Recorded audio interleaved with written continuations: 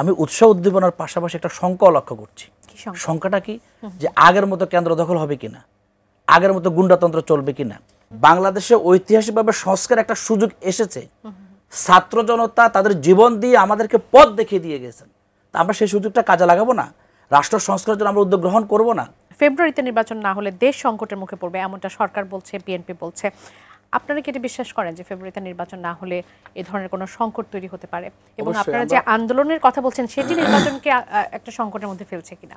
দেখেন, আমরা একটা নিষ্কণ্টক লেভেল প্লেইং ফিল্ড পরিবেশে নির্বাচনের জন্য আন্দোলনের কথা বলছি, জুলাই সনদের বাস্তবায়নের কথা বলছি। বাংলাদেশের বিগত সময়গুলোতে জনতর নির্বাচন, ভোট কেন্দ্র দখলের নির্বাচন, কালো টাকার নির্বাচন, এই সকল জায়গা থেকে মানুষকে একটা শঙ্কামুক্ত পরিবেশে নির্বাচন দেওয়া কিন্তু আমাদের জন্য জরুরি। জাকির ভাই যে কথা বললেন, তিনি এলাকায় যাচ্ছেন, মানুষের কথা শুনছেন, মানুষের মধ্যে নির্বাচনের ব্যাপারে একটা উৎসাহ উদ্দীপনা লক্ষ্য করছেন। আমি আমার নিজ এলাকায় যাচ্ছি, কুমিল্লা 10 নাঙ্গলকোট লালমাই।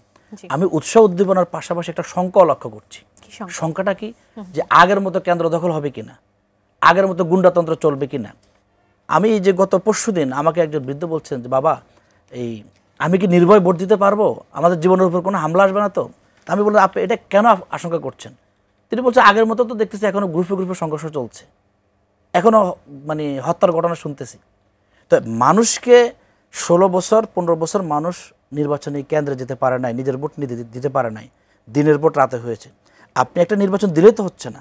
নির্বাচনের জন্য লেভেল প্লেইং ফিল্ড নিশ্চিত করতে হবে, স্বচ্ছতা নিশ্চিত করতে হবে। সেজন্য আমরা বলছি জুলাই সনদের আইনি ভিত্তিটা রচনা হওয়া খুব বেশি জরুরি। আমরা বিশ্বাস করি এখনো পর্যন্ত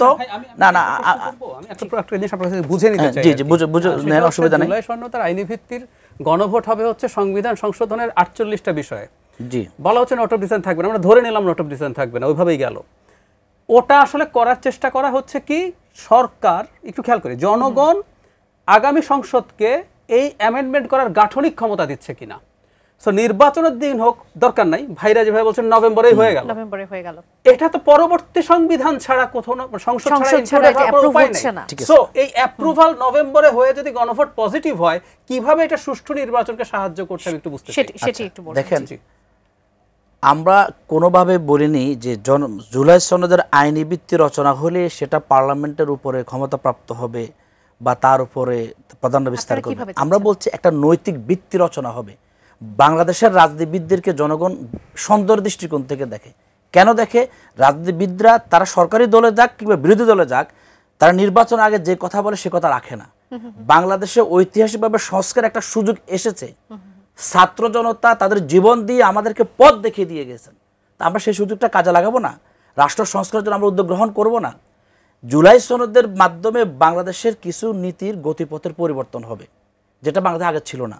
যেমন আগে একজন প্রধানমন্ত্রী বারবার হতে পারতেন, কিন্তু এখন বলা হচ্ছে একজন প্রধানমন্ত্রী হলে তিনি 10 বছরের বেশি প্রধানমন্ত্রী থাকবেন না। কেন? সেগুলো অনেক ব্যাখ্যা আছে।